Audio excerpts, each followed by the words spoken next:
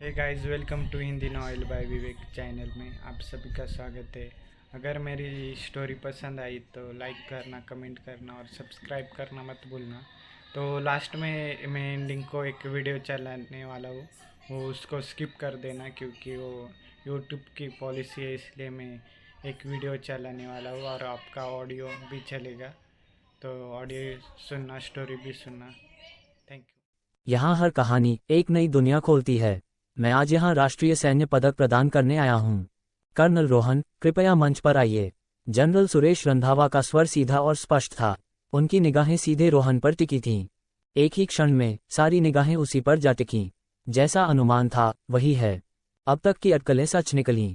लोगों के चेहरे पर ईर्ष्या और प्रशंसा दोनों के भाव थे।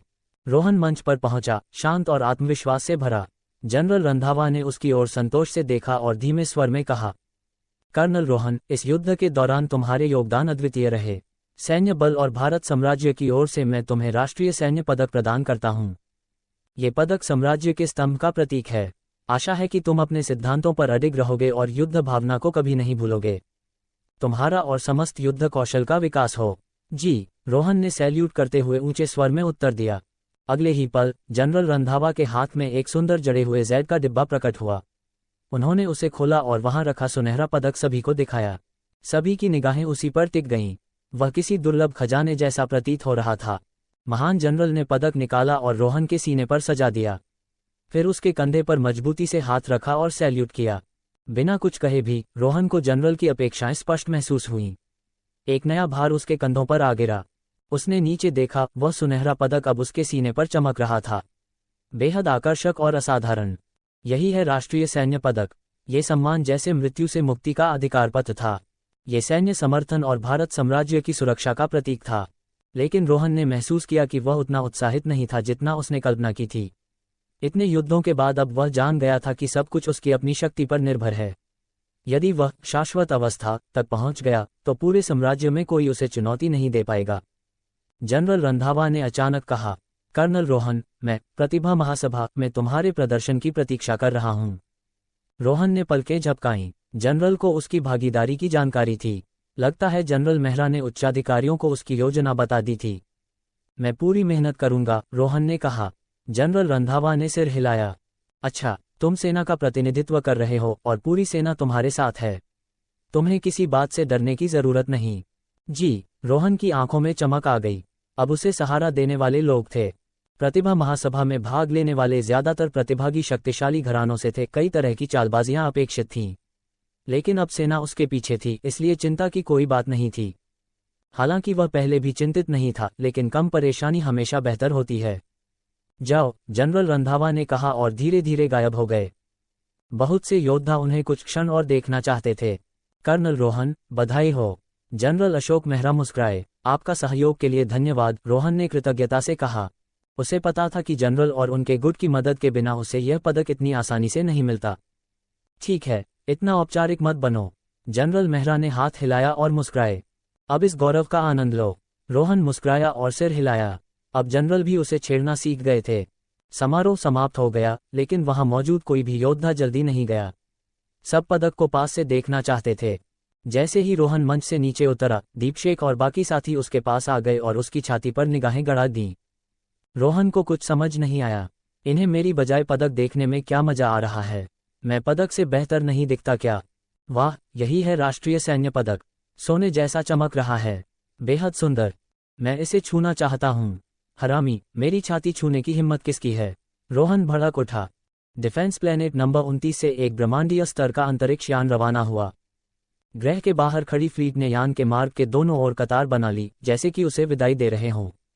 अंतरिक्ष में जाते जाते जहाज छोटा होता गया और अंततः एक बिंदु बनकर दृष्टि से ओझल हो गया।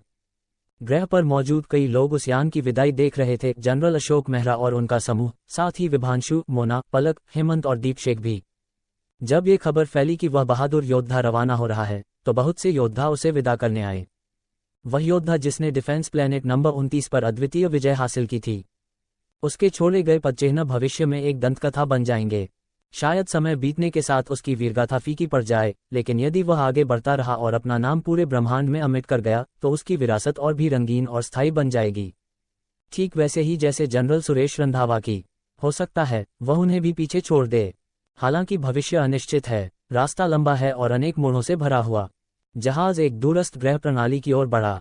एक लाल बख्तरबंद आकृति उसमें से बाहर निकली और वह यान अदृश्य हो गया। उसकी जगह एक और बड़ा लाल अंतरिक्ष यान प्रकट हुआ। दोनों यानों की तुलना ऐसे थी जैसे किसी चींटी की किसी हाथी से।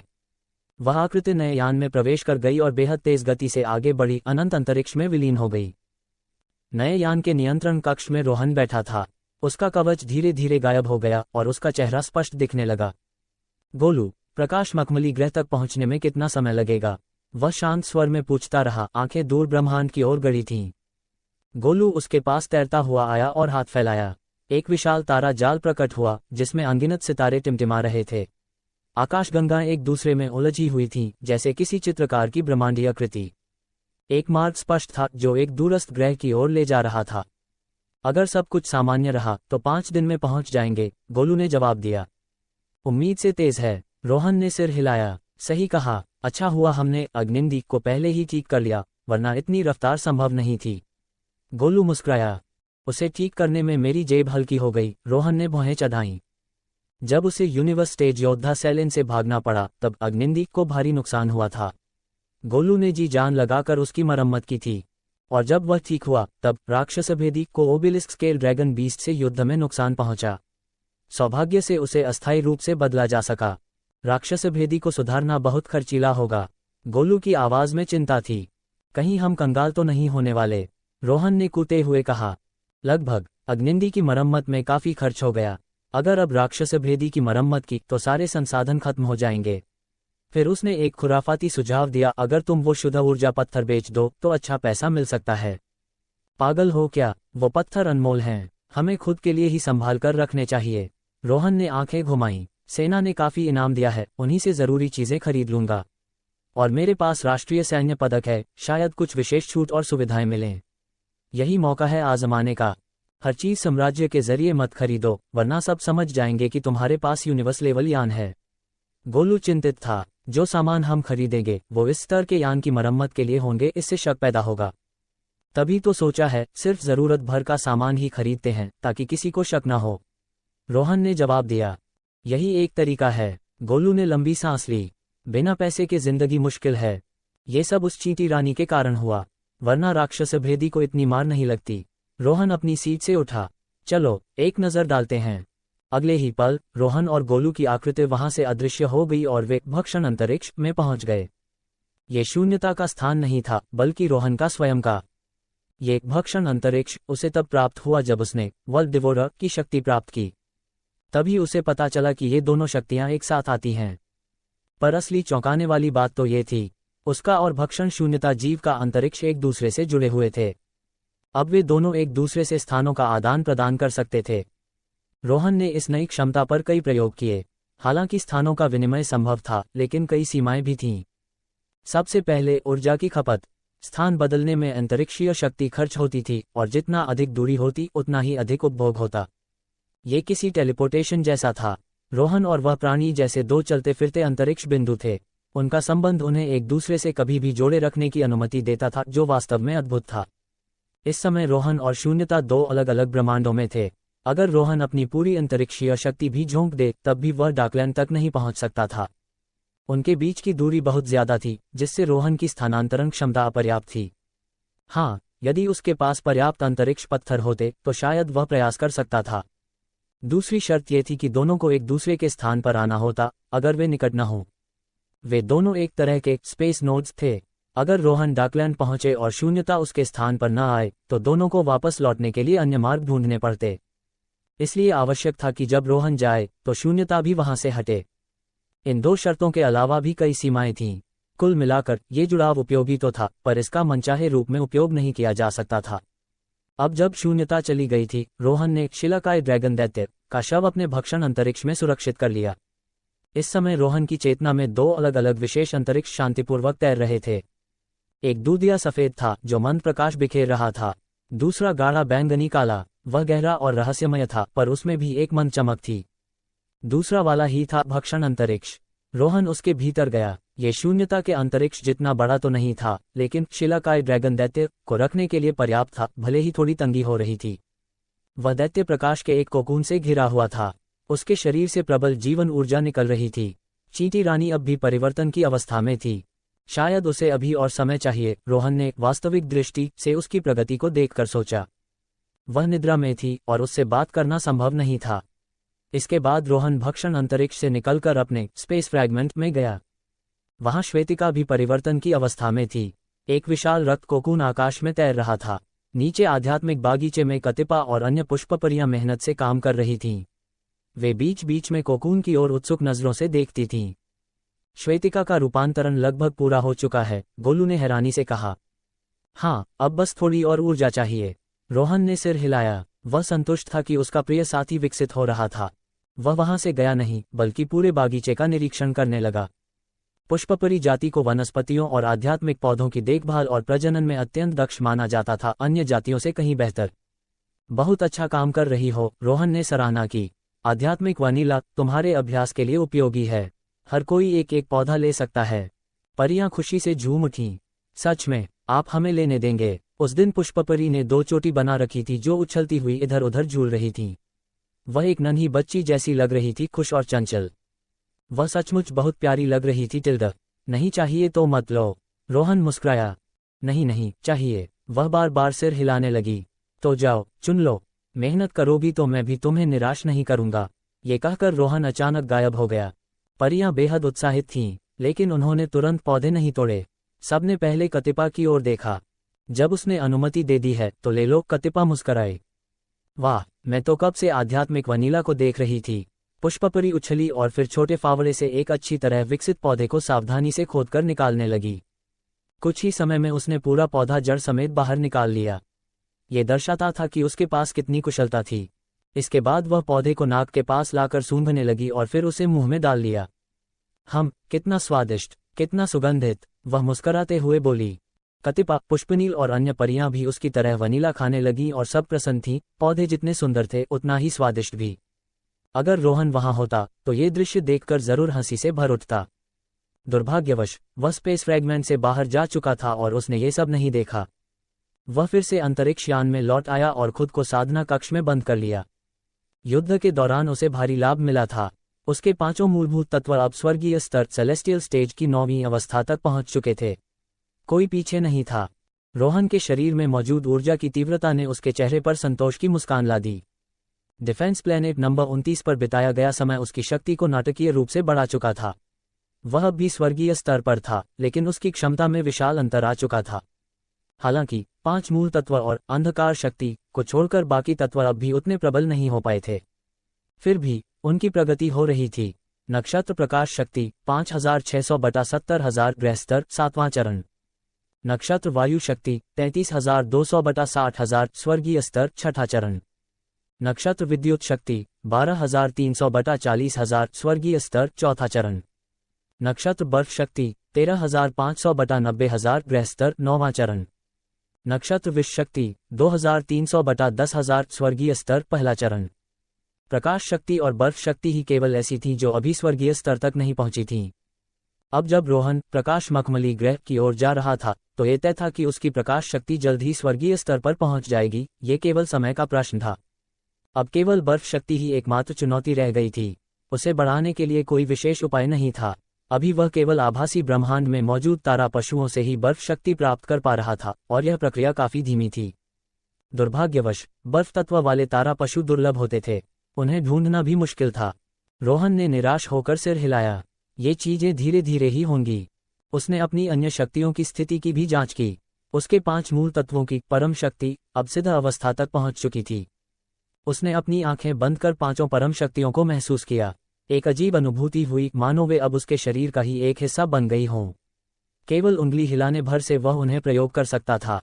उसकी हर युद्ध कला में अब परम शक्ति समाहित थी, जिससे सामान्य तकनीकें भी बेहद घातक बन गई थीं। उसने हाथ उठाया। 5 अलग अलग रंगों की किरणें आपस में लिपटकर एक वलय रिंग बना रही थीं। 5 परम शक्तियां अब परिपक्व हो गई हैं और आपस में संतुलन बनाना भी सहज हो गया है। रोहन ने अपनी आंखें खोलते हुए उस 5 रंगों वाली रिंग को देखा। उसकी दृष्टि में एक चमक थी। फिर उसने आंखें बंद की और इन शक्तियों को मिलाकर अपनी स्वयं निर्मित पंचतत्वीय मूर्ति कला को विकसित करने लगा। ये कला उसने पहले तैयार की थी, लेकिन तब उसमें शक्ति की कमी थी, इसलिए उसने उसे रोक रखा था। अब जब उसकी पांचों परम शक्तियां सिद्ध हो गई थीं, तो उसे नया प्रेरणा स्रोत मिला। वह उछलकर खड़ा हो गया और साधना कक्ष में अभ्यास करने लगा। उसके पास उच्च स्तरीय मुख का युद्ध तकनीकें अधिक नहीं थीं, और जो थीं वे निचले स्तर की थीं, इसलिए पहले उसने अभ्यास नहीं किया। परंतु अब वे सभी पिछली तकनीकें उसकी नई कला को विकसित करने में खाद सदृश बन गईं। इसी तरह उसने पंचतत्वीय मूर्ति कला की रचना की थी। पहले वह निम्न स्तर की तकनीकों पर आधारित थी, लेकिन अब वह उसमें स्वर्गीय स्तर की कई नई युद्ध कलाएं जोड़ रहा था। ये प्रक्रिया वास्तव में चौंकाने वाली थी। जहां एक सामान्य योद्धा यदि एक या दो स्वर्गीय या उच्च स्तर की युद्ध तकनीकें हासिल कर ले तो वह विशेष माना जाता है, वहीं रोहन ने तो असंख्य युद्ध कलाओं को एक में समाहित कर दिया था। कोई साधारण योद्धा इस बारे में सोच भी नहीं सकता। रोहन ने अपनी पुरानी पंचतत्वीय मूर्ति कला को तोड़कर फिर से शुरू किया और उसमें हाल ही में अर्जित की गई युद्ध तकनीकों को मिलाने लगा। 3 घंटे बाद उसने स्थिर खड़े होकर एक लंबी सांस ली। अब उसकी दृष्टि तीखी हो चुकी थी। धड़ाम, अगले ही क्षण उसने एक घूंसा मारा। हवा फटी, एक तीव्र ध्वनि गूंज उठी, पूरा वातावरण थर्रा उठा। अगर यह हमला किसी 5वें स्तर के ब्रह्मांडीय योद्धा पर किया जाए तो वह सीधे खत्म हो सकता है, और अगर पूरी शक्ति से करूं तो 9वें स्तर के ब्रह्मांडीय योद्धा भी नहीं बच पाएंगे। रोहन की आंखों में आत्मविश्वास झलक रहा था। मैं वाकई एक विलक्षण प्रतिभा हूं। उसके 5 मूलभूत तत्व अब 9वें स्तर पर थे और 5 परम शक्तियां परिपूर्ण थीं। उसकी नई पंचतत्वीय मूर्ति कला अत्यंत शक्तिशाली बन चुकी थी। परिणाम देखकर वह खुद भी प्रसन्न था। ध्यान रहे, कई ब्रह्मांडीय स्तर की सामान्य युद्ध तकनीकों में भी इतनी शक्ति नहीं होती। यह आश्चर्यजनक था कि एक स्वर्गीय स्तर के योद्धा द्वारा बनाई गई तकनीक इतनी उच्च कोटि की हो सकती थी। रोहन शांत हुआ और जमीन पर ध्यान मुद्रा में बैठ गया। उसने अपनी शक्ति तालिका को देखा। 5 मूल तत्वों की परम शक्तियों के अतिरिक्त अन्य तत्वों की परम शक्तियां भी बढ़ रही थीं। विद्युत परम शक्ति 2600/6000 छठा स्तर। वायु परम शक्ति 1300/7000 7वां स्तर।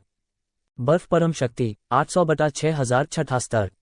रक्त परम शक्ति 10,000/10,000 10वां स्तर। अंधकार परम शक्ति 10,000/10,000 10वां स्तर। अस्थि परम शक्ति 3650/8000 8वां स्तर।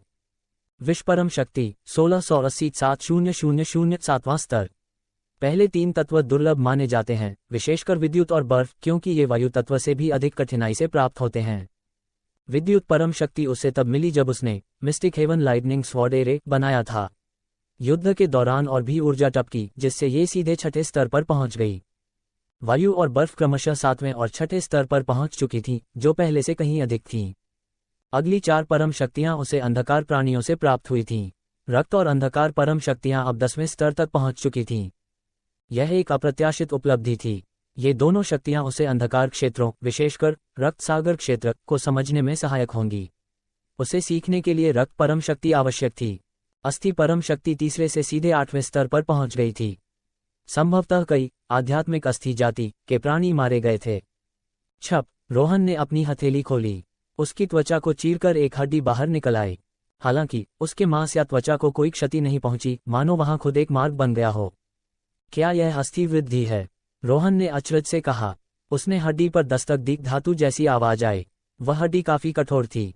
नजदीकी युद्ध में यदि यह निकली तो वह विरोधियों को बड़ी आसानी से घायल कर सकता था। अंत में विष परम शक्ति उसकी शक्ति सूची में नया जुड़ाव था। उसके दिमाग में इस शक्ति की जानकारी उभरने लगी और उसकी हथेली के ऊपर एक रहस्यमयी हरी रोशनी तैरने लगी। ये चमक निरंतर आकार बदल रही थी, कभी सुई जैसी तो कभी धूल की तरह। साधारण योद्धा अगर उस जहर की चपेट में आते तो तुरंत ही उसका असर दिखता। ये परम शक्ति शायद शैतान पतंगा जाति की थी, मध्य स्तर की एक राक्षसी सम्राज्ञी, जो दिखने में एक मानवी महिला जैसी लगती थी। रोहन ने उसे शुरुआत से ही नोटिस किया था। उस राक्षसी से उसे एक अजीब और खतरनाक एहसास हुआ था, अब तक मिले सभी मध्यस्तरीय राक्षसी सम्राटों से कहीं अधिक खतरनाक। फिर भी वह बच निकलने में सफल रही। इंसान उसे पकड़ नहीं पाए। इसी एक बात से पता चलता था कि शैतान पतंगा जाति कितनी शक्तिशाली हो सकती है। अगर वो पूरी तरह विकसित हो जाती तो उन्हें संभालना और भी मुश्किल हो जाता। आखिरकार जहर तत्व की शक्ति बेहद जटिल होती है। रोहन ने फिर अपने डोमेन क्षेत्रों की तरफ देखा और वह प्रसन्न हो गया। अब उसके सभी मूल डोमेनों में तरक्की हुई थी। साथ ही उसे एक नया कास्ट डोमेन भी प्राप्त हुआ था। अब उसके पास 5 मूल तत्वों के डोमेन मौजूद थे। कास्ट डोमेन 1403,000 तीसरी श्रेणी। इसके अतिरिक्त 2 और विशेष डोमेन भी जुड़े थे, विष डोमेन और अस्थि डोमेन। विश डोमेन 1400-3000 तीसरी श्रेणी। अस्थि डोमेन 600/3000 तीसरी श्रेणी। ये दोनों डोमेन असामान्य थे। इन्हें केवल शैतान पतंगा जाति और आध्यात्मिक अस्थि जाति जैसे राक्षसी समूहों ने ही साधा था। बाकियों के पास ये नहीं होते, और अब रोहन के पास ये भी थे। दो और रहस्यमयी डोमेन उसकी शक्ति में जुड़ चुके थे। रोहन ने मुस्कराते हुए सिर हिलाया। भले ही ये सामान्य न हो, लेकिन उसके लिए ये गुप्त अस्त्र बन गए थे। उसने बाकी डोमेनों पर भी एक नज़र डाली। ये सभी शक्तियाँ लीग ऑफ टैलेंट्स में उसके छिपे हुए पत्ते थे। अब देखता हूँ कौन है जिससे ज्यादा डोमेन मेरे पास हैं। फिर उसने अपनी मूल शक्तियों की तरफ देखा। तभी अचानक 22 शानहू की भयावह तलवार प्रहार उसके मन में कौंधी। एक ऐसी तलवार जिसने अंतरिक्ष को चीर दिया था और एक राक्षसी टाइटन को घायल कर दिया था। वो हमला न किसी युद्ध कला का हिस्सा था, न ही किसी विशेष तकनीक का। फिर भी उसकी शक्ति अद्वितीय थी। वो केवल एक साधारण तलवार वार था, पर उसमें मूल जल तत्व की शक्ति भरी थी। अब ये रोहन की नई मूल शक्ति बन चुकी थी। जल मूल शक्ति 5600/10000 प्रथम श्रेणी। इतनी मात्रा में एक साथ प्राप्त करना उसे रोहन की दूसरी सबसे शक्तिशाली मूल शक्ति बना देता है। रोहन ने मन ही मन उस शक्ति को सलाम किया। 22 शानहू वास्तव में विलक्षण था। उसका तलवार प्रहार कोई और दोहरा नहीं सकता था। जैसे ही उसने आगे देखा, उसे यह जानकर भी आश्चर्य हुआ कि उसकी अंतरिक्ष काया स्पेस फिजिक अब तीसरे से चौथे स्तर पर पहुंच चुकी थी। अंतरिक्ष काया 3500/4 लाख चौथा स्तर। ये स्तर छलांग लगाकर ऊपर आया था। ध्यान देने वाली बात यह थी कि इस स्तर पर पहुंचने के लिए 3 लाख अंकों की आवश्यकता थी। उसके पास कुछ अंक शेष थे, लेकिन अंतिम सीमा तक पहुंचने के लिए उसे अब भी 1 लाख से ज्यादा अंकों की जरूरत थी। मैंने इतनी सारी अंतरिक्ष शक्ति कब इकट्ठा कर ली? रोहन चकित रह गया। अब उसे समझ आया कि क्यों उसकी अंतरिक्ष बवंडर तकनीक ने एक ब्रह्मांडीय योद्धा को घायल कर दिया था। बाकी गुणों में कोई विशेष बात नहीं थी, सिवाय इसके कि बोध शक्ति भी अब बढ़ चुकी थी। बोध शक्ति 15500/2 लाख स्वर्गिक स्तर में यह वृद्धि गुणवत्ता में परिवर्तन का संकेत थी। अब जब वह स्वर्गिक स्तर पर था, उसकी बोध शक्ति अब शीर्ष स्तर पर थी। अधिकांश स्वर्गीय योद्धाओं की भी इतनी उच्च बोध शक्ति नहीं होती। रोहन ने एक लंबी सांस ली और अपनी गुण सूची को बंद कर दिया। फिर वह डोमेन सम्मिलन डोमेन मर्जिंग की साधना में लग गया। अब उसके पास कई डोमेन थे। यदि वह उन्हें आपस में मिला सके तो उससे एक शक्तिशाली और विशिष्ट डोमेन बन सकता था। अगर वह इसमें सफल हो जाता तो पूरी ब्रह्मांड में कोई भी प्रतिभा उसके बराबर नहीं होगी। उसने धीरे धीरे अपनी आंखें बंद कीं। उसके मस्तिष्क में विचार टिमटिमाते तारों की तरह दौड़ने लगे। ये सब डोमेन से संबंधित बोध थे। इस बीच फ्लेमिंग रिवर अंतरिक्ष यान एक अज्ञात, शून्य और ठंडी ब्रह्मांडीय यात्रा में अग्रसर था, उस ग्रह की ओर जो साम्राज्य के किसी भी नक्शे में नहीं था। ब्रह्मांड में हमेशा कुछ विशेष प्राणी होते हैं जो असंख्य तारों वाले इस विशाल विस्तार में जीवित रहते हैं। वे उन्हीं तारों पर पनपते हैं। अनगिनत जीव जंतु मिलकर इस ब्रह्मांड की असंख्य प्रजातियां बनाते हैं। प्रकाशमय मखमली ग्रह भी ऐसा ही एक विशेष तारा था। इस ग्रह का अस्तित्व 8.6 अरब वर्षों से था, जो ब्रह्मांड के विशाल कालखंड में कोई मायने नहीं रखता। फिर भी पृथ्वी से तुलना की जाए तो यह उसकी भी पूर्वज था। ये ग्रह एक दूरस्थ क्षेत्र में स्थित था। ये शांतिपूर्ण था, जहां कोई भी उसके विकास में बाधा डालने नहीं आता था। कभी कभी कोई बाहरी वहां आता भी, तो भी कई कारणों से उसमें हस्तक्षेप नहीं करता था। यह उस ग्रह के लिए एक वरदान जैसा था। ... एक अंतरिक्ष यान बिना किसी शोर के ब्रह्मांड के विशाल खालीपन में आगे बढ़ रहा था। उसकी गति, इंजन की ध्वनि और धातु जैसी बनावट से स्पष्ट था कि वह एक कॉस्मॉस स्तरीय यान था। उसका ढांचा मजबूत और कठोर था, जैसे कोई विशाल धातु का जानवर अंतरिक्ष में घूम रहा हो। जहाज के दोनों ओर ढालों पर एक प्रतीक अंकित था, एक तलवार और एक ब्लेड एक दूसरे को काटते हुए। ये यूनिवर्स मर्सिनरीज अलायंस का चिन्ह था। उस प्रतीक के नीचे एक भयानक काला सांप उकेरा गया था। उसका सिर त्रिकोणीय था, आंखें रक्तवर्णी और उसकी त्वचा पेड़ की पत्तियों जैसी लग रही थी। उसके सिर पर मुर्गे की कलगी जैसी हरी मुकुट थी और लंबे जहरीले दांत साफ दिखाई दे रहे थे। ये था काली पत्ती हरे मुकुट वाला सांप, एक जहरीला, खतरनाक जीव जो सामान्य खगोलीय योद्धा को छूने भर से मौत के घाट उतार सकता था। पूरा यूनिवर्स मर्सिनरीज अलायंस में केवल एक समूह था जो इस प्रतीक का प्रयोग करता था, ब्लैक लीफ स्नैक टीम। ये टीम गठबंधन की शीर्ष 3 सेनाओं में से एक थी। इसमें 5 स्वर्गीय स्तर के योद्धा थे और उनका नेता अपने स्तर के योद्धाओं में भी विशिष्ट माना जाता था। उसी समय एक समूह अंतरिक्ष यान के नियंत्रण कक्ष के पास खड़ा था। वे सभी नक्शे को बड़े ध्यान से देख रहे थे। एक दाढ़ी वाला मध्यवयस्क पुरुष गाली देते हुए बोला, अरे यार, आखिर पहुंच ही गए। सच में, ये ग्रह कितना दूर है। हमें प्लेनेट सोआरिंग क्लाउड से यहां तक पहुंचने में 3 महीने लग गए। एक सुंदर भूरी बालों वाला योद्धा बोला। एक सुंदर लेकिन ठंडी नजर वाली युवती जो काले युद्ध वेश में थी बोली, उम्मीद है नक्शा सही है, नहीं तो 3 महीने बेकार चले जाएंगे। उसकी आंखें पतली और लंबी थीं, होंठ सनकरे, चेहरा भावहीन और ठंडा। उसका स्वभाव डरावना था। लीडर, मैंने नक्शा ध्यान से जांचा है, ये सैकड़ों सालों से मौजूद है, फर्जी नहीं हो सकता, एक चश्मा लगाए नौजवान ने कहा, जिसकी छवि तकनीकी जानकार जैसी लग रही थी। उम्मीद है, वरना खाल उधेड़ दूंगी, युवती ने तीखे स्वर में जवाब दिया। लड़का थोड़ी देर तक आत्मविश्वासी दिखा, लेकिन फिर उसका चेहरा डर से सिकुड़ गया। बाकी सभी की निगाहें उस लड़की पर डर से टिकी थीं। उसने नौजवान के कंधे पर हाथ रखा और शांत स्वर में बोली, मेरे भाई का जन्मदिन आ रहा है, मैं तेरी सलाह पर यहाँ आई हूँ। अगर मैं उसके लिए अच्छे तोहफे नहीं लाई तो अंजाम पता है तुझे। जी हाँ, कोई दिक्कत नहीं होगी। लड़के की पीठ पर पसीने की धारें बहने लगीं। उसे ऐसा लगा जैसे सांप ने उसे निशाना बना लिया हो। बाकी लोग भी भयभीत थे। वह उस लड़की का भाई था और दोनों का क्रूर और निर्दयी स्वभाव बिल्कुल एक जैसा था। अगर वे खाली हाथ लौटे तो निश्चित ही वह नौजवान मारा जाएगा, और उसके साथ साथ बाकी भी। जहाज में चुप्पी छा गई। सभी नक्शे को निहारते रहे और समय बीतता गया। लीडर, हम पहुंच गए। चश्मे वाले की आंखों में चमक थी। वह खुशी से चिल्लाया, हमें एक ग्रह मिल गया है जहां जीवन के संकेत हैं, और वहां प्रकाश ऊर्जा घनी मात्रा में है। शानदार। बाकी सभी के चेहरों पर राहत और खुशी छलक पड़ी। प्रकाश ऊर्जा, एक ऐसा ग्रह जहां सिर्फ प्रकाश ही प्रकाश है। अब तो हम अमीर हो गए, दाढ़ी वाला व्यक्ति खुशी से चिल्लाया। बिल्कुल, अगर ये ग्रह खास नहीं होता तो मैं इसे कभी सुझाता ही नहीं, चश्मे वाला युवक बोला।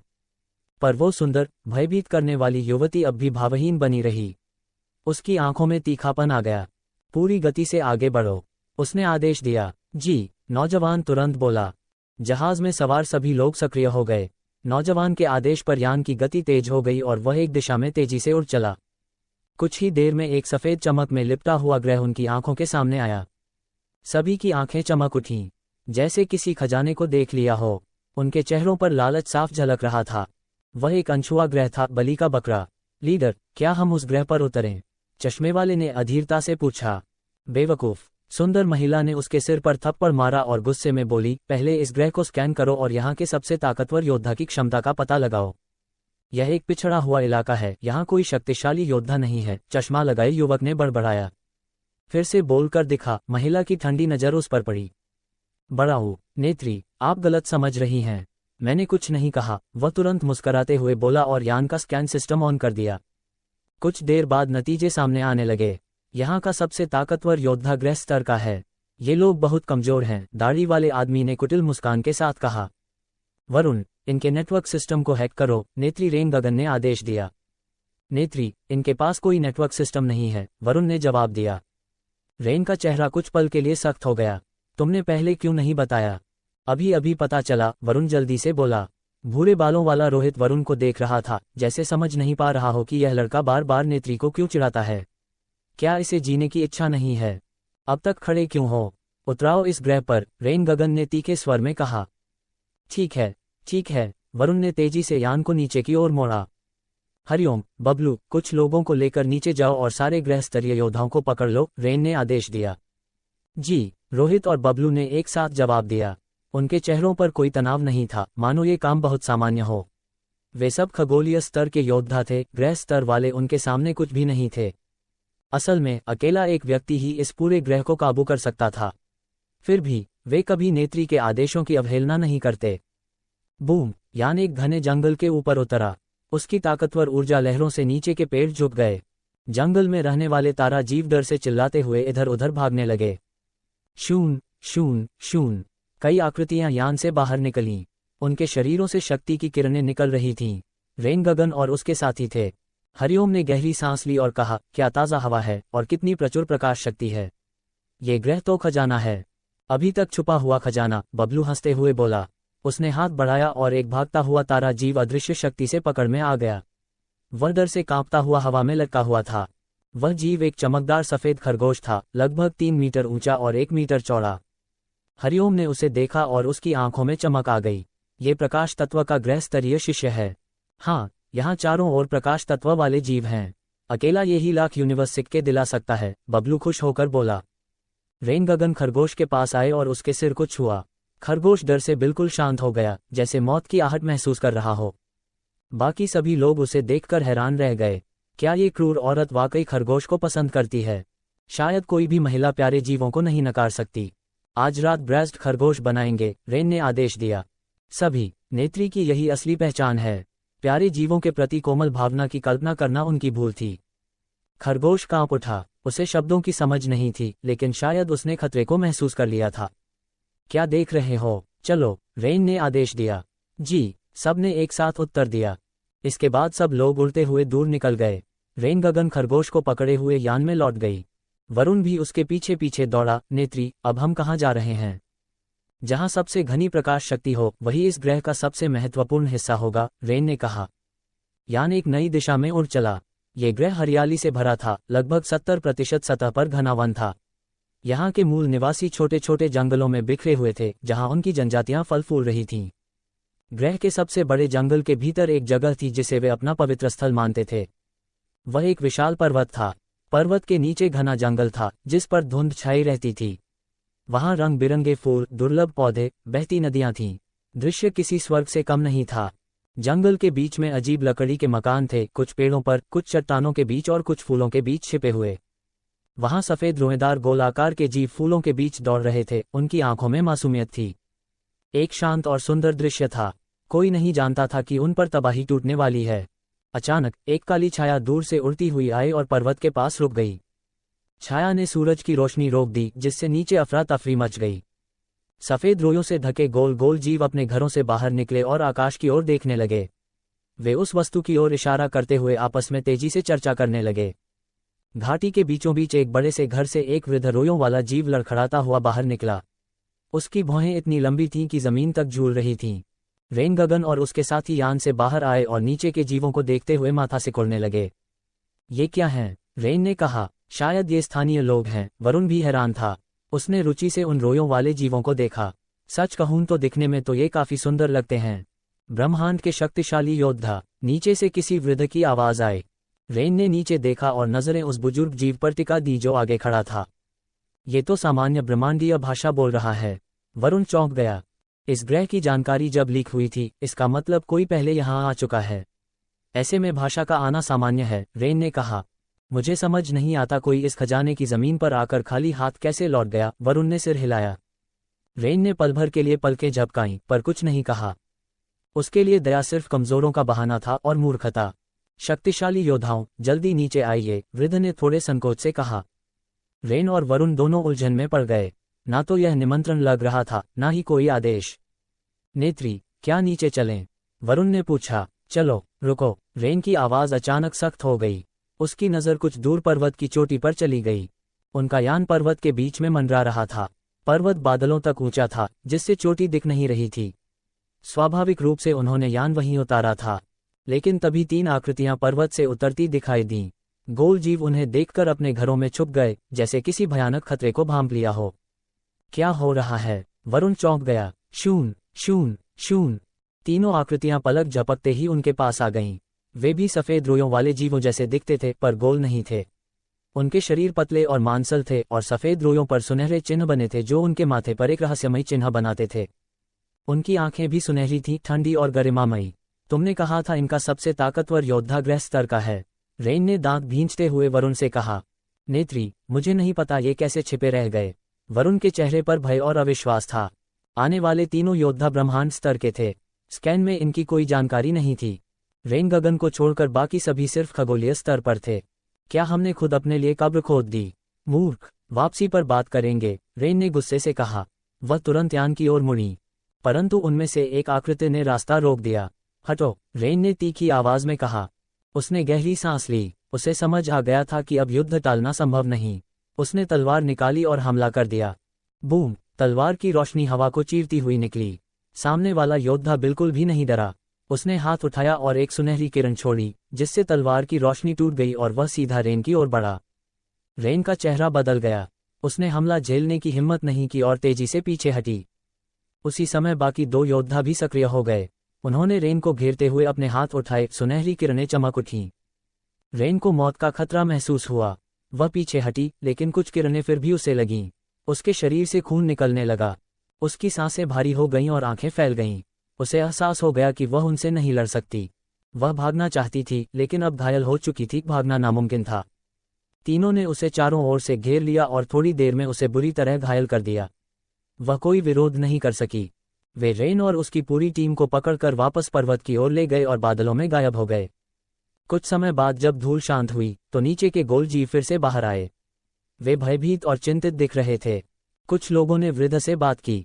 उसने हाथ उठाया और सभी को अपने अपने काम में लौट जाने का इशारा किया, जैसे कुछ हुआ ही नहीं हो। घाटी में फिर से शांति लौट आई। फ्लेमिंग रिवर यान के भीतर रोहन एक विशाल सूर्य ड्रैगन के शव के सामने खड़ा था और सोच रहा था कि योजना कैसे शुरू करे। आखिरकार उसे कोई रास्ता नहीं सूझा तो उसने बिजली चाबुक निकाली और उसे शव के सिर पर दे मारा। शून बूम, वज्र जैसी बिजली की शक्ति से सिर जल उठा, जैसे किसी प्राचीन श्राप ने उसे छू लिया हो। मुझे माफ करना, रोहन ने मन ही मन कहा। कुछ ऊर्जा बिंदु गिर पड़े। काम कर गया। उसकी आंखों में चमक आ गई और वह उन्हें जल्दी से समेटने लगा। सौर नागिनी दृष्टि तारांकन 1। सौर नागिनी दृष्टि तारांकन 1। दैवी अग्नि प्रतिभा 200। सौर नागिनी ज्वाला 100। रोहन चौंक गया। सौर नागिनी दृष्टि। जैसे ही यह शक्ति उसकी आंखों में समाई, उसे महसूस हुआ कि भीतर कुछ बदल रहा है। उसकी असली दृष्टि सक्रिय हुई। उसकी आंखों में सुनहरी रोशनी चमकी, पुतलियों में हल्का काला और सफेद रंग उभर आया। एक बार पलक झपकाने पर आंखें सफेद हुईं, फिर झपकते ही काली। दृश्य अजीब था। ये सब बस एक पल चला, फिर आंखों पर चमकती सुनहरी रोशनी छा गई। दिन में खुलती है, रात में बंद होती है। वह अचानक समझ गया। उसकी आंखें चमक उठीं। यह एक विशेष दृष्टि क्षमता थी। उसे विश्वास नहीं हुआ कि मरे हुए सौर नाग से उसे इतनी अनोखी शक्ति मिल सकती है। असल में उसने तो केवल एहतियात के तौर पर उसका शव तोड़ा था। क्या पता कुछ विशेष मिले। सौर नाग जाति तो प्रसिद्ध थी, प्रतिभा से भरपूर, मगर ऐसा मिलेगा उसने सोचा भी नहीं था। सौर नागिनी दृष्टि से जुड़ी जानकारी उसके दिमाग में पहुंच गई, जिससे उसे इस शक्ति की मूल बातें समझ में आ गईं। इस दृष्टि से वह एक सीमित क्षेत्र में रोशनी और ताप को सोख सकता था। तभी तो कहा गया, दिन में खुलती, रात में बंद। मतलब जब आंखें खोलो तो दिन जैसा उजाला, बंद करो तो अंधेरा। जब पुतलियां काली हों, वह आसपास की रोशनी और गर्मी सोख सकती थीं, जिससे वह क्षेत्र एक तरह से रात बन जाता। जब पुतलियां सफेद हों, तो वे रोशनी और गर्मी छोड़ती थीं, जैसे सूरज की किरणें, पूरा इलाका रोशन हो जाता। रोहन को ये शक्ति बेहद प्रभावशाली लगी, परंतु इसका उपयोग तभी संभव था जब कौशल स्तर उच्च हो, वरना प्रभाव सीमित रहता। अभी तो उसे सिर्फ 2 बिंदु मिले थे, जिससे वह इसे केवल एक बार परख सका। शायद इसी वजह से वह दानव सम्राट जो उस शरीर पर काबिज था, इस दृष्टि का उपयोग नहीं कर सका। या फिर संभव है उस शरीर के मूल मालिक ने ये शक्ति कभी जागृत ही न की हो। ये सब बातें रोहन ने शक्ति मिलने के बाद अनुमान से सोचीं। उसने सिर झटक कर बात को वहीं छोड़ा और फिर से सौर नाग के शव की ओर देखा। बहुत बढ़िया चीज है ये।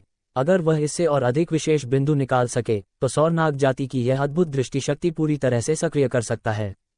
उसने अपनी बिजली जैसी हथेली उठाई और शव पर प्रहार शुरू कर दिया। संयोग से वह शरीर अत्यंत मजबूत था, ब्रह्मांड स्तर का, इसलिए वह आसानी से नहीं टूटेगा। इससे रोहन को कोई संकोच नहीं हुआ। वह उस जाति के खिलाफ नहीं था, मगर उसे कोई और विकल्प नहीं था। वह इस कोशिश में था कि शरीर को ज्यादा नुकसान न पहुंचे, क्योंकि वह उसे सम्मानपूर्वक लौटाना चाहता था। 1 घंटा बीता। अंततः रोहन ने सौर नागिनी दृष्टि के 26 बिंदु प्राप्त कर लिए। ये बहुत ज्यादा नहीं था, पर पहले से बेहतर था। अब वह थोड़ी मेहनत से इस शक्ति का उपयोग कर सकता था। उसे सौर नागिनी ज्वाला और दैवी अग्नि प्रतिभा के भी अच्छे बिंदु मिले, जिससे वे दोनों गुण भी बढ़ गए। अब उसके पास और कुछ हासिल करने को नहीं बचा था, सीमा आ चुकी थी। फिर भी वह पूरी तरह संतुष्ट था, क्योंकि ये सब बिल्कुल अप्रत्याशित था। माफ करना, रोहन ने दोनों हथेलियां जोड़ शव के आगे सिर झुकाया और अपनी अंतरात्मा को शांत किया। फिर उसने उस शव को संग्रहित किया और निर्णय लिया कि समय आने पर वह उसे सौर नाग जाति को लौटा देगा। रोहन, हम पहुंच गए हैं, राउंड बॉल ने उसके मन में कहा। रोहन उत्साहित हो गया। वह जल्दी से ध्यान कक्ष से निकलकर मुख्य नियंत्रण कक्ष में पहुंचा। देखो, वह छोटा साथी स्क्रीन की ओर देख रहा था। उसकी आवाज में उत्साह था। रोहन ने भी देखा। उसके चेहरे पर गंभीरता आई। वह ग्रह एक हल्की सफेद आभा से ढका हुआ था। आखिरकार पहुंच ही गए। तभी राउंड बॉल ने रहस्यमयी लहजे में कहा, मैंने ग्रह को स्कैन किया है और बताओ क्या मिला। क्या? रोहन ने भौहें चढ़ाईं, पर अनुमान नहीं लगाया। मुझे वहां ब्रह्मांड स्तर के योद्धा की शक्ति मिली, राउंड बॉल ने उत्तर दिया। ब्रह्मांड स्तर? रोहन की आंखें सिकुड़ गईं। वेबलिन ने कहा था कि इस ग्रह के निवासी अधिकतम ग्रह स्तरीय होते हैं। फिर ये कैसे? इसका मतलब है कि यहाँ कुछ घटित हुआ है, राउंड बॉल ने कहा। आक्रमणकारी, रोहन ने सोचा। हाँ, यही सबसे संभावित कारण है, राउंड बॉल बोला। रोहन ने सिर हिलाया, फिर अपने साथी से कहा कि वह और नजदीक ले जाए। फिर उसने अपनी असली दृष्टि सक्रिय की और ग्रह को देखा। कुछ देखकर उसका चेहरा गंभीर हो गया। ये सिर्फ आक्रमण नहीं है, ये ग्रह कुछ अलग ही तरह का है। अंतरिक्ष में रोहन ने फ्लेमिंग रिवर जहाज को अपने स्पेस फ्रैगमेंट में सुरक्षित कर लिया। फिर उसने अपनी लाल यूनिवर्स स्तरीय लड़ाकू कवच पहनी और शून्य में तैरने लगा। लाइट वेलवेट ग्रह की स्थिति अभी भी स्पष्ट नहीं थी। उसका जहाज आकार में बड़ा था, जो आसानी से पकड़ में आ सकता था। इसलिए उसने उसे छुपाना बेहतर समझा और अकेले ही ग्रह में प्रवेश करने का निर्णय लिया। वह बिना किसी आवाज के उस ग्रह की ओर बढ़ा। उसकी उच्च स्तरीय कवच पर्याप्त थी, उसे शरीर की सुरक्षा के लिए कोई विशेष कौशल प्रयोग करने की आवश्यकता नहीं थी। वायुमंडल से टकराने पर कवच की सतह पर घर्षण से आग की लपटें उठने लगीं। लेकिन वह तापमान उसे जरा भी प्रभावित नहीं कर रहा था। कुछ समय बाद वह ग्रह के वायुमंडल में दाखिल हो गया और तेज गति से नीचे गिरने लगा। करीब 8000 मीटर की ऊंचाई पर पहुंचकर उसने हेलमेट उतार दिया और तेज हवा को अपने चेहरे से टकराने दिया। उसकी काली जुल्फें हवा में लहरा उठीं। रोहन ने बस आंखें बंद कर उस पल का आनंद लिया। यहाँ की प्रकाश शक्ति बहुत घनी है। ये ग्रह प्रकाश ऊर्जा का स्वर्ग था, ब्रह्मांड के अन्य स्थानों से बिल्कुल अलग। हर दिशा से ऊर्जा फूट रही थी। अच्छा किया जो यहाँ आया, रोहन के चेहरे पर मुस्कान थी। वह भीतर से प्रसन्न था। राउंड बॉल उसके पास तैरता हुआ आया और बोला, प्रकाश शक्ति से भरे ग्रह मिलना दुर्लभ होता है। किस्मत वाला है तू। शुक्रिया श्री वेबलन का, रोहन ने जवाब दिया। अब कहाँ चलना है? वहीं जाएं जहां अजीब गतिविधियां दिखीं। राउंड बॉल ने पलकें झपकाते हुए पूछा। अभी नहीं, पहले जरा हालात का जायजा लेते हैं, रोहन ने सिर हिलाया। उसने जमीन की ओर देखा और एक स्थान चुन लिया, फिर उसी दिशा में उड़ चला। नीचे नीला सागर था, जिसमें छोटे छोटे द्वीप मोतियों की तरह बिखरे हुए थे। रोहन की निगाह एक ऐसे द्वीप पर टिकी जहां प्रकाश शक्ति सामान्य से अधिक घनी थी। ये लैंडिंग एक तरह से यादृच्छिक थी। वह वहां प्रकाश तत्व प्राप्त करने आया था, इसलिए उसका उद्देश्य था जहां शक्ति अधिक हो वहीं जाना। हाँ, वह ग्रह को पूरी तरह से लूटने नहीं आया था। उसने वेबलन से वादा किया था कि वह वहां के मूल निवासियों को नुकसान नहीं पहुंचाएगा। ये ग्रह ब्रह्मांड का खजाना था, जिसे नष्ट नहीं किया जा सकता। रोहन तेजी से उस द्वीप तक पहुंचा। द्वीप लगभग 3 लाख वर्ग मीटर में फैला था। समुद्री पौधे किनारे तक फैले थे। समुद्र से कुछ स्टार बीस्ट्स बाहर आकर किनारों पर लेटे हुए थे। जंगल में भी कई प्राणी थे, जिनकी गुर्राहटें सुनाई दे रही थीं। उन्हें अंदाजा नहीं था कि उनके ऊपर मुसीबत आने वाली है। रोहन जंगल में दाखिल होने ही वाला था कि अचानक कुछ देखा और चौंक गया। वह दिशा बदलकर सीधे समुद्र किनारे की ओर बढ़ गया। वहां एक विशाल केकड़ा समुद्र से बाहर निकला था। उसके शरीर से बहता हुआ पानी लहरों की तरह नीचे गिर रहा था। वह केकड़ा कुछ विशेष था, उसका खोल बेहद कठोर था और उस पर डरावने कांटे उभरे हुए थे। पूरा शरीर भूरा था, उस पर सफेद धब्बे थे। उसके पंजे बहुत ही मजबूत दिखाई दे रहे थे। अगर कोई ग्रह स्तरीय योद्धा उसके पंजे में फंस जाए तो 2 टुकड़े हो जाए। ये केकड़ा सम्राट स्तर का था, यानी ग्रह स्तरीय। साफ था कि वह ग्रह के सबसे शक्तिशाली प्राणियों में से एक था, कम से कम बाहरी रूप से देखने पर। परंतु जो चीज रोहन का ध्यान खींच रही थी वह ये कि यह केकड़ा प्रकाश तत्वीय स्टार बीस्ट था। अरे, यहाँ तो केकड़े तक प्रकाश तत्व के हैं। ये तो हद हो गई। पर इसका मतलब ये भी था कि ग्रह सचमुच संपन्न था। ब्रह्मांड में प्रकाश तत्व के स्टार बीस्ट बहुत दुर्लभ होते हैं। मांग बहुत ज्यादा, पर आपूर्ति न के बराबर। ऊपर से ये स्वाद में लाजवाब होते हैं, महंगी और ऊंचे दर्जे की डिश। रोहन ने सोचा, समुंदरी भोजन की दुकान खोलूं क्या? क्या वेबलन नाराज होगा अगर मैं इन स्टार बीस्ट्स को छू लूं? पर मैं तो सब खत्म नहीं करूंगा, बस थोड़ा बहुत सस्टेनेबल तरीका अपनाऊंगा। हाँ, ये किया जा सकता है। रोहन को खुद पर हंसी आ गई। मैं तो बड़ा व्यापारी निकला। कमाल की सोच है मेरी। वह उस विशाल केकड़े के सामने उतरा और ठुड्डी पर हाथ रखकर उसे ध्यान से देखने लगा। केकड़े ने भी पलटकर देखा और अपनी भाषा में कुछ कहा, संभवतः उसी ग्रह की भाषा। सम्राट स्तर के बीस्ट्स का बोल पाना आम बात थी। रोहन ने राउंड बॉल को अनुवाद यंत्र निकालने को कहा। यद्यपि उस ग्रह की भाषा रिकॉर्ड में नहीं थी, फिर भी यूनिवर्सल ट्रांसलेटर में कई भाषाएं थीं और इसकी विश्लेषण क्षमता काफी ताकतवर थी। जैसे ही अनुवाद हुआ, पता चला केकड़ा पूछ रहा था, क्या घूर रहा है? तू खाने में बड़ा स्वादिष्ट लग रहा है। रोहन ने अपनी मानसिक शक्ति से बात उसके दिमाग में भेजी। केकड़ा गुस्से से कांप उठा। ये 2 पैरों वाला जीव मुझे खाना चाहता है। अपमान है ये। उसने विशाल पंजा उठाया और रोहन पर प्रहार करना चाहा। रोहन उसका 10वां हिस्सा भी नहीं था आकार में। सामान्य योद्धा तो उस पंजे से चकनाचूर हो जाता। केकड़े की आंखों में घृणा और घमंड चमक उठा। इतना छोटा जीव मुझे उकसा रहा है, मौत मांग रहा है। पर तभी उसकी आंखें बदल गईं क्योंकि पंजा जमीन तक पहुंचा ही नहीं। कोई अदृश्य शक्ति उसे रोक रही थी। वह हिला तक नहीं सका। ये कैसे हो सकता है? वो विशाल केकड़ा हक्का बक्का रह गया। उसकी आंखें घूमकर पंजे के नीचे देखने लगीं। उसे विश्वास नहीं हो रहा था कि एक छोटा सा 2 पैरों वाला प्राणी उसका प्रहार रोक सकता है। लेकिन यही हुआ। रोहन ने उसकी ओर व्यंग्यात्मक नजर डाली। वह बस एक हाथ से उस विशाल पंजे को रोक रहा था और एकदम शांत दिख रहा था। वो तो बस एक सम्राट स्तरीय स्टार बीस्ट था। रोहन को अपनी पूरी ताकत का 10वां हिस्सा भी लगाने की जरूरत नहीं पड़ी।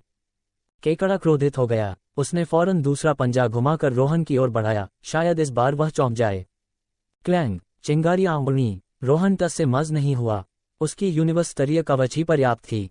केकड़ा ठिठक गया। अब उसे समझ आ गया था कि सामने वाला बहुत मजबूत है। इस जगह पर ऐसा ताकतवर प्राणी कब आया? रोहन ने एक इशारा किया और अग्निमय कवचधारी बिच्छू को बुला लिया। वो बिच्छू आकार में उस केकड़े से भी बड़ा था। केकड़े का बदन कांप उठा और वह पीछे हटने लगा। अब जाकर उसे समझ आया कि यह छोटा सा प्राणी उससे कहीं ज्यादा खतरनाक था।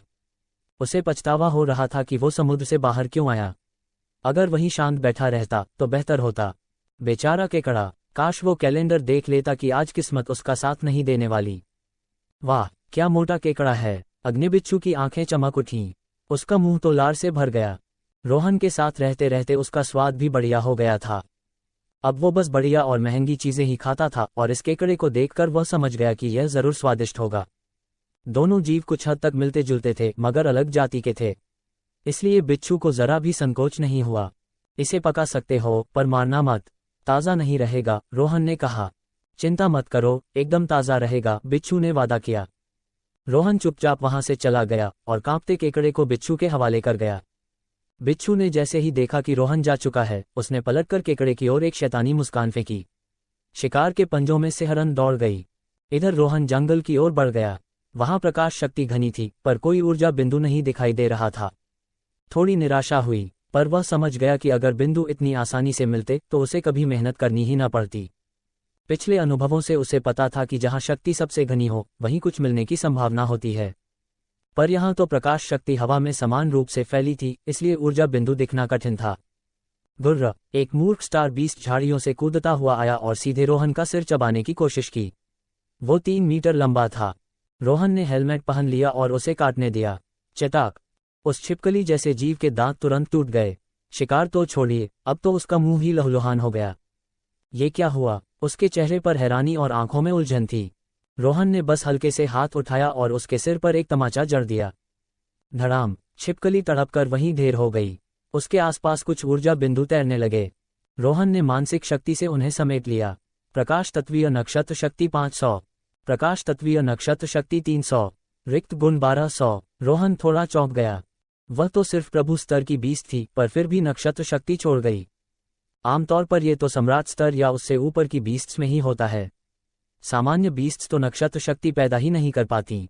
शायद ये ग्रह कुछ खास है। यहाँ प्रकाश शक्ति इतनी अधिक है कि यहाँ के जीव सीधे अपनी ऊर्जा को नक्षत्र शक्ति में बदल पा रहे हैं। ये संभवतः उनकी पूर्वजों से चली आ रही विशेष साधना पद्धति का भी परिणाम हो सकता है। रोहन को मानना पड़ा कि ब्रह्मांड के अन्य ग्रहों की साधना विधियां पृथ्वी की तुलना में कहीं बेहतर थीं। पर अब वो पुरानी बात थी। पृथ्वी बदल चुकी थी। अब वहां की विधियां भी कई ग्रहों से उन्नत थीं। कभी जो पृथ्वी एक जुगी की तरह थी, अब वह मध्यमवर्गीय नगर बन चुकी थी, सीधे 2 स्तर की छलांग। वह ज्यादा सोच में नहीं पड़ा, बस ऊर्जा बिंदुओं को समेटा और उस छिपकली के शव को भी संग्रहित कर लिया। प्रकाश तत्वीय बीस्ट का शव काफी मूल्यवान होता है। अगर उसमें कोई स्टार कोर या हड्डियां हो तो और भी अच्छा। वह और भीतर जंगल में घुसा। कई स्टार बीस्ट्स उसके पास दौड़कर आए और वह उन्हें एक एक कर मारता गया। सब ऊर्जा बिंदु बनते चले गए। रोहन ने अपनी आभा पूरी तरह छिपा ली थी ताकि आम बीस्ट्स को कोई खतरा न लगे। वे सब उसे बस एक आसान शिकार समझ रही थीं, जबकि असल में वह एक चालाक शिकारी था। अब तक वह काफी सारे रिक्त गुण और नक्षत्र शक्ति इकट्ठा कर चुका था। अब उसके सामने एक चट्टाननुमा दीवार थी जिसमें अजीब आकृति वाले पत्थर जड़े थे। रोहन ने उसे स्कैन किया और नीचे एक छोटी तंग गुफा का पता लगाया। प्रवेश द्वार पर झाड़ियां थीं जिससे वह आसानी से नहीं दिख रहा था। रोहन मुस्कुराया और आत्मविश्वास के साथ भीतर प्रवेश कर गया। गुफा नम और सड़ी सी गंध से भरी थी। भीतरी दीवारों से पानी टपक रहा था। वहां काई जमी थी जो मंद प्रकाश दे रही थी। हैरानी की बात यह थी कि वह काई भी प्रकाश शक्ति से भरपूर थी। रोहन गुफा में प्रवेश करते हुए अपने आसपास का मुआयना कर रहा था। भीतर कुछ ही दूरी पर जमीन पर कई ऊर्जा बिंदु बिखरे पड़े थे। उसने आंखें झपकाईं और उन्हें समेट लिया। प्रकाश नक्षत्र शक्ति 120, प्रकाश नक्षत्र शक्ति 60, प्रकाश नक्षत्र शक्ति 150। सभी बिंदु उसके शरीर में समा गए। वे सभी प्रकाश नक्षत्र शक्ति के थे। रोहन बेहद प्रसन्न हुआ। वह इस ग्रह पर अभी ज्यादा देर नहीं रुका था और उसने पहले ही इतनी शक्ति इकट्ठा कर ली थी। ये यात्रा व्यर्थ नहीं गई थी। वास्तव में ये सफर अब तक के लिए पूरी तरह सार्थक साबित हो रहा था। वह आगे बढ़ता रहा और ऊर्जा बिंदु समेटता रहा। कुछ ही समय में उसे एहसास हुआ कि वह ढलान की ओर नीचे जा रहा है। रास्ता चौड़ा होने लगा। दीवारों पर अजीबोगरीब पत्थर जमे थे, ऊपर से पानी टपकता था और नीचे छोटे छोटे पोखर बन रहे थे। कुछ दूरी पर उसे हल्की रोशनी दिखाई दी। वहां कुछ था। आगे बढ़ने पर उसने एक झील देखी। रोशनी उसके तल से आ रही थी। झील की सतह पर भी कई ऊर्जा बिंदु तैर रहे थे। प्रकाश नक्षत्र शक्ति 300, प्रकाश नक्षत्र शक्ति 500, प्रकाश नक्षत्र शक्ति 450। रोहन ने उन्हें समेट लिया। इतनी मात्रा में ऊर्जा स्पष्ट कर रही थी कि इस जगह की प्रकाश शक्ति अत्यधिक घनी थी। कुछ पल सोचने के बाद वह सीधे झील में कूद पड़ा। उसके पास ऐसी क्षमता थी जिससे वह पानी के भीतर भी सांस ले सकता था, इसलिए उसे कोई परेशानी नहीं हुई। झील के भीतर चारों ओर शांति और पारदर्शिता थी। कई छोटे जीव आसपास तैर रहे थे। वे इंसान से भयभीत नहीं थे, बल्कि उसकी परवाह किए बिना स्वतंत्र रूप से इधर उधर घूम रहे थे। रोहन ने उन पर ध्यान नहीं दिया। वह सीधा झील के तल की ओर बढ़ा। नीचे सिर्फ कीचड़ ही दिखाई दे रही थी। थोड़ी दूर देखने पर उसे समुद्र की ओर जाता एक सुरंग दिखाई दी, लेकिन रास्ता कुछ चट्टानों से बंद था। इतने सारे ऊर्जा बिंदु यहाँ कैसे हैं? वह देख रहा था कि कीचड़ से अब भी कई बिंदु ऊपर उठ रहे थे, पर वह अब तक ये समझ नहीं पाया था कि वे उत्पन्न कैसे हो रहे थे। उसने सभी ऊर्जा बिंदु समेट लिए। धड़ाम! अचानक जमीन हिल उठी, पानी गंदला हो गया और उसकी दृष्टि धुंधली हो गई। कीचड़ में से एक विशाल काला सुराख उभरा। तभी एक अजीब जीव झपकते हुए रोहन की ओर बढ़ा। मैं तो कब से इंतजार कर रहा था। रोहन मुस्कुराया और अपनी तलवार से नीचे की ओर एक वार किया। नीली रोशनी में चमकता तलवार प्रहार जल तत्वीय ऊर्जा से भरा हुआ था।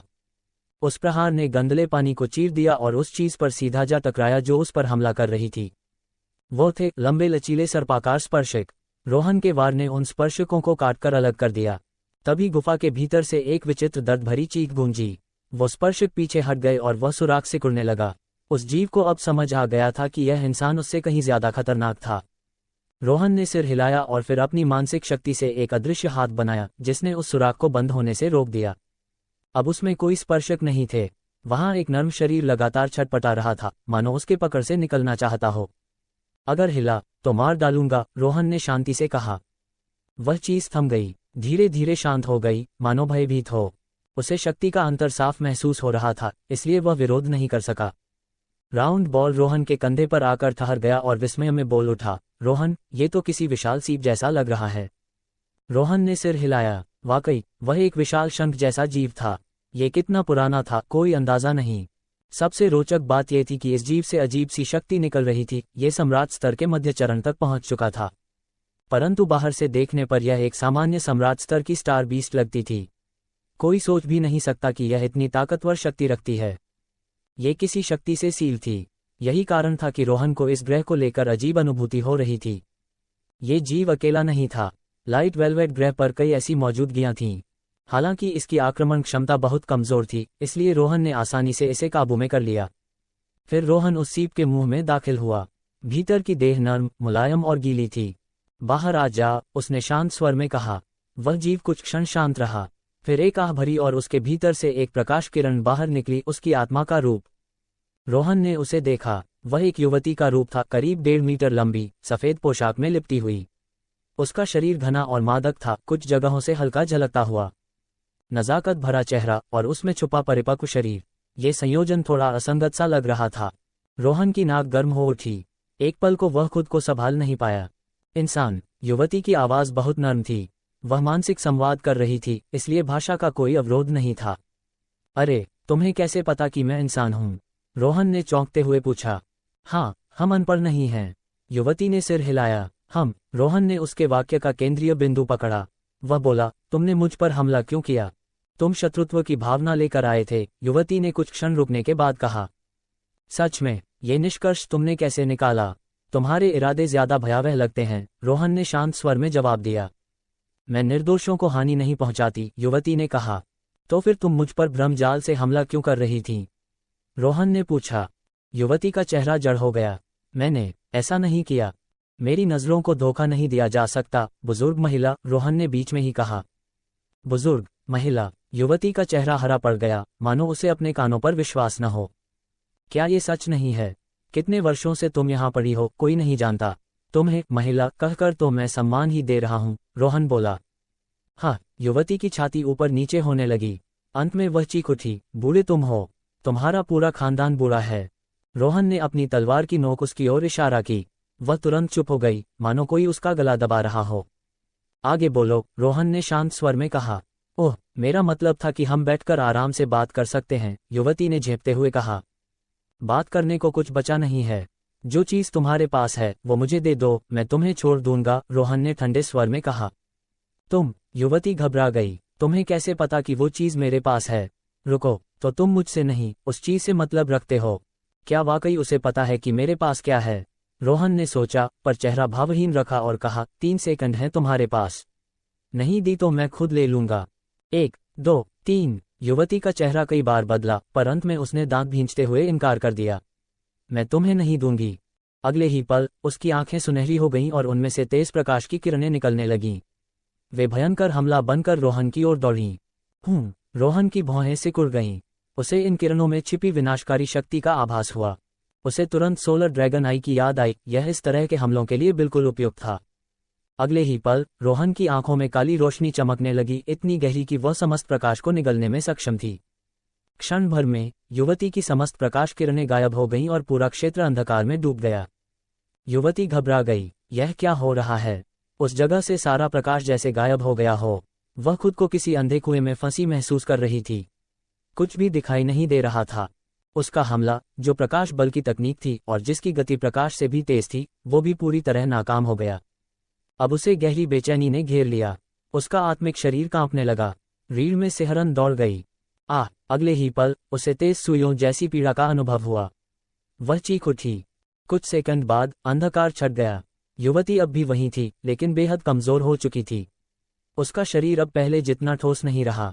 रोहन ने हाथ बांधे खड़े होकर उसे शांत दृष्टि से देखा। तुम? उसके चेहरे पर अब सिर्फ भय था। अब दो मुझे, रोहन ने कठोर स्वर में कहा। युवती अनिच्छुक थी, पर अब विरोध करने का साहस नहीं बचा था। रोहन की नजरें ही उसे झकझोरने को काफी थीं।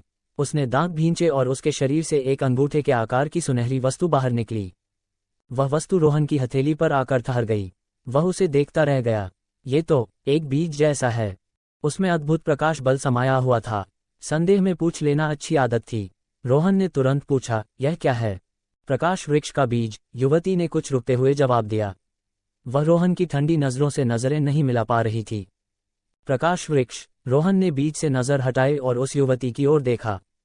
निहिलिटी की स्मृतियों के अनुसार प्रकाश वृक्ष एक प्रकार का आध्यात्मिक वृक्ष था, जो प्रकाश शक्ति के साथ साथ आकाश और पृथ्वी की गहराइयों से ऊर्जा खींचता था। यह एक अत्यंत रहस्यमयी और पवित्र वृक्ष माना जाता था। किंवदंतियों के अनुसार इसके चारों ओर हजारों मील तक का क्षेत्र इसके आशीर्वाद से भर जाता था और वहां प्रकाश की शक्ति स्वतः सक्रिय हो जाती थी। कहा जाता था कि यह वृक्ष किसी भी घाव या रोग को ठीक करने की शक्ति रखता है, सिर्फ उसके पास रहना ही उपचार के लिए पर्याप्त था। यहाँ तक कि हर 100 वर्षों में इसकी जड़ों से एक प्रकाश की बूंद निकलती थी। अगर कोई उसे पी ले तो वह किसी भी घाव, जहर या रोग से बच सकता था, मृत्यु से भी। लेकिन ये सब किंवदंती थी। प्रकाश वृक्ष का अस्तित्व केवल डिवॉरिंग निहिलिटी बीस्ट की स्मृतियों तक ही सीमित था, किसी ने उसे देखा नहीं था। और अब ये युवती दावा कर रही थी कि यह बीज उसी वृक्ष का है। रोहन को उस पर यकीन नहीं हुआ। हालांकि लाइट वेलवेट ग्रह में प्रकाश शक्ति भरपूर थी, पर वह स्थान ऐसा नहीं लगता था जहां प्रकाश वृक्ष पनप सके। साफ कहें तो वहां की ऊर्जा की घनता उस स्तर की नहीं थी। फिर उसने दोबारा बीज की ओर देखा। उसमें कुछ रहस्यमय था। वह बीज प्रकाश तत्व वाले स्टार बीस्ट्स को उनकी सीमाओं से परे शक्ति देने की क्षमता रखता था। रोहन को युवती की वो शांत, लगभग दिव्य दृष्टि याद आई, जब उसने प्रकाश छोड़ा था, मानो वो कोई देवी हो। पर उसके भीतर कुछ अजीब और अशुभ सा छिपा था।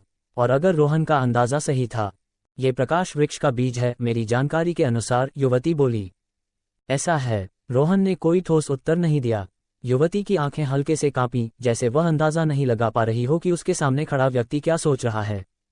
रोहन कुछ देर सोचता रहा, फिर अपनी आध्यात्मिक शक्ति से बीज की जांच करने लगा। बीज के भीतर एक सफेद स्थान था जो प्रकाश से भरा था। उस केंद्रित ऊर्जा से उसकी आत्मा को सुख मिला। यह उसे आकर्षित कर रही थी, पर उसकी चेतना अडिग थी। उसने अपने स्पिरिचुअल पावर को और गहराई में पहुंचाया। धड़ाम! अचानक भीतर की रोशनी फटी और एक शक्तिशाली आत्मिक शक्ति प्रकट हुई। उस प्रकाश के बीच एक धुंधली आकृति दिखाई दी। वह दिव्य, गंभीर और स्पर्श से परे थी, जैसे कोई देवी। रोहन ने उस आकृति को देखकर अपनी आध्यात्मिक शक्ति छोड़ी। वह जानना चाहता था कि वास्तव में चल क्या रहा है। तुमने ऐसा करने की हिम्मत कैसे की? एक ठंडी और गंभीर आवाज गूंजी। एक प्रचंड आत्मिक लहर चारों ओर फैल गई, जो रोहन की अपनी शक्ति को पीछे धकेल रही थी। मर जाओ! उस आवाज के साथ सफेद प्रकाश की बाढ़ आई, जैसे ब्रह्मांड से रोहन को मिटा देने का इरादा हो। उसी पल रोहन को रोशनी के पार दो सुनहरी आंखें दिखाई दीं। वह मुस्कुराया और अपनी आत्मिक शक्ति को पूरी ताकत से छोड़ा। 9 ट्रेजर पैगोडा से स्वर्ण प्रकाश की किरणें फूटी और सामने वाली सारी शक्ति को दबा दिया। धम! आत्मिक हमला उसी क्षण टूट गया, मानो कांच की दीवार चकनाचूर हो गई हो। निर्लज्ज! उस आकृति की आंखें क्रोध से जल उठीं। रोहन ने कोई उत्तर नहीं दिया, उसने बस पैगोडा को उसकी ओर फेंका। धड़ाम! भयानक विस्फोट हुआ। वो सुनहरी आकृति पूरी तरह बिखर गई और अस्तित्व से मिट गई। ये सब क्या था? रोहन ने आंखें खोलीं। उसकी नजर में ठंडापन था। तुम! युवती के चेहरे पर डर था। वह स्तब्ध हो उसे देख रही थी। वह साफ महसूस कर चुकी थी कि बीज के भीतर कुछ फटा था और वह नष्ट हुआ था। ये किसी प्राकृतिक प्रक्रिया से नहीं हुआ था, बल्कि किसी ने उसे हराया था। और वहां केवल वो और यह इंसान थे। फिर और कौन हो सकता है? लेकिन ये इंसान है कौन, जो उस बीज में छिपी आध्यात्मिक छाया को नष्ट कर सकता है? युवती का चेहरा सफेद पड़ गया। उसका दिल डर से कांपने लगा। रोहन ने उसकी ओर देखा, फिर एक विशाल आध्यात्मिक हाथ बनाया और उसे पकड़ लिया। आह! युवती चीख उठी। उसका शरीर और अधिक फीका हो गया। यह उसकी आत्मा पर आघात था। रोहन ने उसे खींचते हुए पूछा, अभी जो हुआ वो क्या था? वह तड़पते हुए बोली, प्लीज मुझे मत मारो। सवाल का जवाब दो, रोहन ने शांत स्वर में कहा। वो प्रकाश की जननी थी, युवती ने डर के मारे कहा। प्रकाश की जननी? रोहन ने तिरस्कार से कहा, कोई भी कुछ भी कह सकता है। मुझे नाम नहीं, सच बताओ वो था क्या? मुझे सच में नहीं पता, मैंने कभी उसे देखा नहीं, युवती ने जल्दी से कहा। उसे? रोहन की भौहें फिर सिकुड़ गईं। उनके संप्रेषण की भाषा में उसे कहने का जो ढंग था वह विचित्र था, जैसे वह किसी देवता की तरह कह रही हो। रोहन को ये सब और भी ज्यादा अजीब लगा। केवल वे योद्धा जिन्होंने सनातन स्तर को पार कर देव सदृश अवस्था प्राप्त कर ली हो, उन्हें वो या वह जैसे सम्मानसूचक संबोधन से पुकारा जा सकता था। तो फिर एक अज्ञात छाया में छिपी हुई सत्ता को यह हक किसने दिया? रुको! इस युवती ने खुद भी कभी उसे देखा नहीं। रोहन की भौहें सिकुड़ीं। उसकी आंखों में हल्की चमक उभरी और उसने मोहक दृष्टि कला भविष्य सक्रिय की। मेरी आंखों में देखो! युवती नजरें चुराना चाहती थी, पर रोहन की आध्यात्मिक शक्ति से वह सम्मोहित हो गई। रोहन ने फिर प्रश्न किया, लेकिन उसके उत्तर से उसे निराशा ही हाथ लगी। सचमुच वह कुछ नहीं जानती थी। राउंड बॉल रोहन के कंधे पर प्रकट हुआ और गंभीरता से बोला, लगता है प्रकाश की जननी सचमुच रहस्यमयी है। इस अनजाने ग्रह से ऐसी खोज होगी, ये सोचा भी नहीं था। रोहन ने सिर हिलाया। अक्सर ऐसा ही होता है, जितना अनजाना उतना रहस्यपूर्ण। राउंड बॉल बोला। वेबलेन यहाँ आया था, उसे कुछ और नहीं मिला। रोहन को संदेह हुआ। मुझे लगता है उन्होंने कभी इतनी गहराई में खोज नहीं की। वो बाहरी लोग थे, बिना किसी स्वार्थ या लालच के, इसीलिए उन्होंने ग्रह की गहराइयों को नहीं छेड़ा। राउंड बॉल ने उत्तर दिया। तुम्हारी बातों से तो लगता है जैसे मैं कोई गलत इरादे से आया हूँ। रोहन ने भान चढ़ाकर पूछा। इसका उत्तर तो तुम्हें खुद देना होगा। राउंड बॉल ने तिरछी नजर से उसकी ओर देखा। असल में उसे अभी तक ये भी समझ नहीं आया था कि रोहन को वो गुफा कैसे मिली। ये लड़का तो चलता फिरता खजाना शोधक है, जहां जाता है खजाना निकाल ही लाता है। रोहन इसे नकारना चाहता था। क्या वह सचमुच लालच से प्रेरित था? यह उसके आत्मसम्मान पर चोट थी। उसी वक्त युवती होश में आए और डर से कांपती हुई रोहन को घूरने लगी। तुमने मेरे साथ क्या किया? तू तो एक सीप है, मैं तेरे साथ कर भी क्या सकता हूँ? रोहन ने मुंह बनाकर कहा। युवती, वह उसकी बात से अपमानित सी हो गई। खैर छोड़ो, दिखने में भरी पूरी लग रही हो, आज रात तुझे खा जाता हूँ, रोहन ने मजाकिया लहजे में कहा। युवती, शू अंडरस्को। रोहन सीप के अंदर से बाहर आया और अपनी आध्यात्मिक शक्ति से 2 विशाल हाथ बनाए और जोर से उस सीप को बंद कर दिया। नहीं! युवती की चीख गूंज उठी। उसने चारों ओर देखा और जमीन पर गिरे नवीन गुण बबल्स को उठा लिया। कॉन्स्टेलेशन फोर्स प्रकाश गुना 1500। कॉन्स्टेलेशन फोर्स प्रकाश गुना 1200, डेजिलिंग स्काई गुना 200, लाइट ऑरिजिन गुना 10। अचानक रोहन के दिमाग में कुछ कौंधा। एक युद्ध कौशल, डेजिलिंग स्काई। यह एक विशेष रूप से संचित प्रकाश तकनीक थी जो तुरंत मुक्त होकर चारों ओर तेजस्वी प्रकाश से भर देती थी। उस प्रकाश के भीतर छिपा होता था एक भयंकर हत्या संकल्प। डेजिलिंग स्काई वही तकनीक थी जो युवती ने रोहन पर प्रयोग की थी। रोहन की आंखें चमक उठीं। उसे उम्मीद नहीं थी कि उसे यह कौशल इतनी आसानी से मिल जाएगा। यह एक अत्यंत शक्तिशाली हमला था। जो उसमें फंस जाए वह अंधा और असहाय हो जाता। पर सौभाग्य से रोहन के पास था सोलर ड्रैगन आई। वो प्रकाश को निगलकर अंधकार की रात पैदा कर सकता था। सच कहें तो ये सब संयोग की बात थी। अगर रोहन के पास सोलर ड्रैगन आई ना होता तो उसके पास इसका मुकाबला करने का कोई आसान तरीका नहीं होता, सिर्फ बल प्रयोग बचता। पर उसने इस यात्रा से पहले ही सोलर ड्रैगन से गुण लेने का निर्णय किया था और इस ताकतवर नस्ल की सबसे दुर्लभ क्षमता प्राप्त कर ली थी। उसे भले ही ज्यादा मात्रा में आंखों की विशेषताएं न मिली हों, पर जो मिला था वह काफी था। इसका मतलब एक ही है, नियति चाहती थी कि वह यहाँ आए। लगता है इस ग्रह पर चलने के लिए मुझे सोलर ड्रैगन आई पर ही निर्भर रहना होगा, रोहन ने सोचा। उसने अपनी गुण तालिका की जांच की। डार्जिलिंग स्काई 200/1000 आधार स्तर। उसे केवल 200 अंक मिले थे जो इसे केवल आधार स्तर तक ही पहुंचा सके थे। वह इसे लेकर जल्दी में नहीं था। उसके पास फिलहाल ज्यादा ब्लैंक एट्रीब्यूट्स नहीं थे और उन्हें वह आगे के लिए बचा रहा था। फिर उसने दूसरी विशेषता देखी, लाइट ऑरिजिन। ये गुण डेजिलिंग स्काई से कहीं अधिक गहरा था। पर रोहन को कोई दिक्कत नहीं हुई। उसकी एलाइटनमेंट पहले से ही हेवन लेवल तक पहुंच चुकी थी, जो कि अत्यंत उच्च स्तर है। साथ ही उसके पास लाइट फिजिक भी थी, जिससे वह प्रकाश तत्वों से और अधिक गहराई से जुड़ सकता था। अगर सिस्टम न भी होता तब भी वह लाइट ऑरिजिन को स्वयं सीख सकता था। लेकिन गुण बबल्स से तो यह और तेज हो गया। कुछ समय बाद रोहन ने लाइट ऑरिजिन को पूरी तरह समझ लिया। भले ही मात्रा कम थी, पर इसका मतलब था कि उसे एक नई ऑरिजिन शक्ति मिल गई थी। ये तो लाइट ऑरिजिन है। रोहन खुद भी दंग रह गया। वह सीप आत्मा तो सिर्फ एक सम्राट स्तर की स्टार बीस्ट थी। अगर उसने बीज की शक्ति भी उधार ली थी तब भी वह केवल कॉस्मोस स्तर तक ही पहुंच सकती थी, जो कि यूनिवर्स स्तर से बहुत कम है। इस स्तर पर ओरिजिन शक्ति का आना असंभव था। लेकिन फिर भी लाइट ऑरिजिन प्रकट हुआ। इसका एक ही उत्तर हो सकता है, ये ओरिजिन शक्ति उस सीप आत्मा से नहीं बल्कि बीज के भीतर की चेतना से आई थी। हाँ, उस रहस्यमय चेतना से। साफ था, लाइट ऑरिजिन के गुण बबल्स उसी चेतना द्वारा छोड़े गए थे। लगता है ये प्रकाश की जननी कोई साधारण सत्ता नहीं है। रोहन सतर्क हो गया। वो उसकी उपस्थिति को महसूस कर सकता था, लेकिन इसका मतलब ये नहीं कि वो उसे हल्के में ले। सिर्फ एक बीज ही काफी था कि एक सम्राट स्तर की स्टार बीस्ट को मध्य स्तर सम्राट शक्ति मिल जाए। तो खुद प्रकाश की जननी कितनी शक्तिशाली होगी, ये तो कल्पना से परे था। और फिर भी वह अब तक छिपी हुई थी, बाहर आने से बचती रही।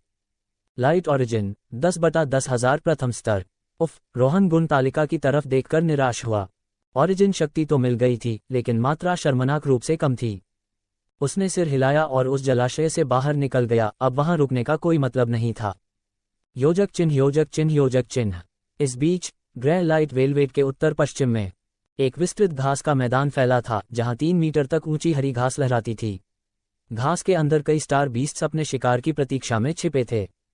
हवा के झोंके से घास समुद्र सी लहराने लगी।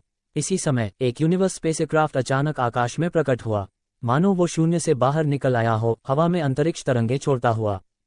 जहाज धीरे धीरे जमीन के करीब आया और लगभग 10 मीटर की ऊंचाई पर रुक गया।